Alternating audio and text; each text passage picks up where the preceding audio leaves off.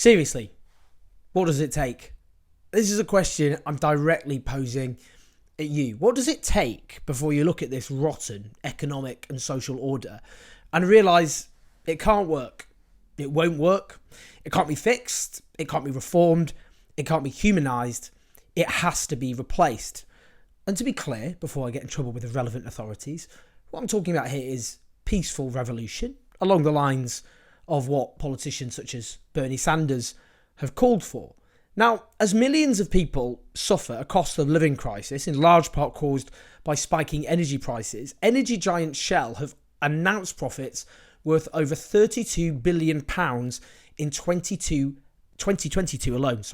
That's double what they got last year, and the highest level in their 115-year history.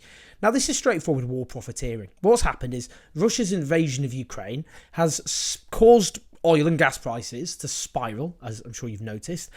And as a consequence, this lot, the likes of course, Shell, are making an absolute packet, whilst, of course, households are paying thousands of pounds worth in bills and struggling to make ends meet. Families parents who skip hot meals to make sure their kids are fed, who panic over unopened energy bills on their kitchen tables as they lie awake at night panicking about how they're going to clothe their own children.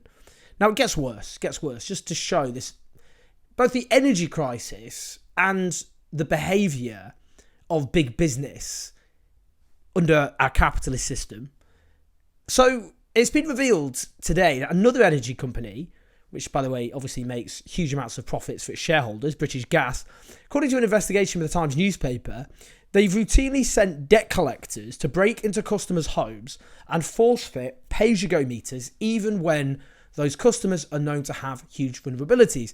We're talking about a young mum with a 4-week-old baby whose bills have risen sevenfold.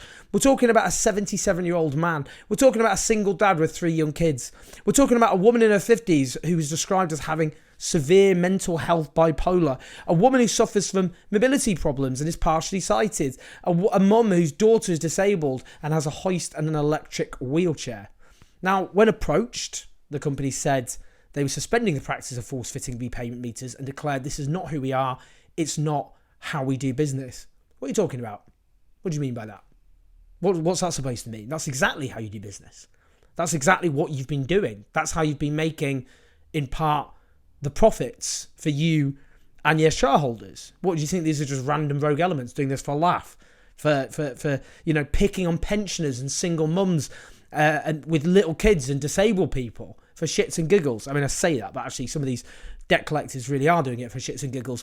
One of them says, when they don't get an answer to one of the doors they're knocking on, this is the exciting bit. I love this bit because they get to break in. Depraved human beings. But they are licensed by big business to pick on the vulnerable and empty their pockets, the pockets of people they've already fleeced. And they count on these people having no voice, no one to speak for them, no one to listen to them. That's, of course, how British society operates. Let's listen to the boss of Centric on the Today programme. One of the cases that the Times is highlighting this morning is when 5 men are sent to a home where 3 young children live with their father. There's an inhaler that's visible, and they force fit the meter, with one of the agents saying, "This is the exciting bit. I love this bit." How do you account for people working for British Gas behaving in that way? Firstly, Michelle, there is nothing that I can say that can express the horror I had when I heard this, when I saw this. It's completely unacceptable. That language is unacceptable. The contractor that we've employed, Arvato, has let us down. But I'm accountable for this. This happened, as you say, when people were acting on behalf of British Gas. There's nothing that can be said to excuse that. Every one of our customers deserves to be treated with respect. That's what I expect of myself. That's what I expect of my colleagues. That's what I expect of our contractors. The horror that he has, the contractors let him down. Oh, it's so sad for him. Oh, please. Oh, spare me this nonsense. This would all still be going on if they hadn't have been caught. What kind of company does this? They just hire people to go around doing these debt collections? They have literally no idea what they're up to. Absolute nonsense. Now, turning to the other energy giants like Shell, for example, many of these major companies spend millions across the world lobbying politicians to halt, to water down or destroy policies designed to tackle the energy crisis.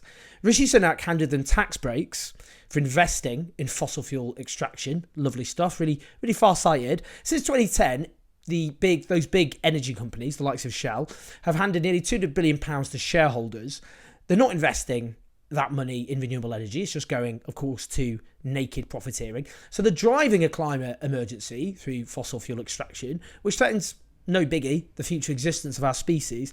They're not properly investing in renewable energy. They're putting shareholders' dividends first. And they're throwing huge resources at politicians to stop them introducing policies which may save us all from destruction. What do you even say? This is the ugly nature of capitalism. This is how capitalism works. And this is exactly why capitalism is on a collision course with people's living standards, but also the very future existence of our civilization. Now, there were some basic demands, just some really basic, simple demands. Now, here's the brilliant Tessa Khan from Uplift, which is a movement fighting for a green transition, on closing a loophole in the windfall tax and how it could provide money for frontline workers who are fighting for a pay rise. Given the pressure on the government to do what it can to help people whose incomes are really, really pressed, that they will have to look at a bigger windfall tax.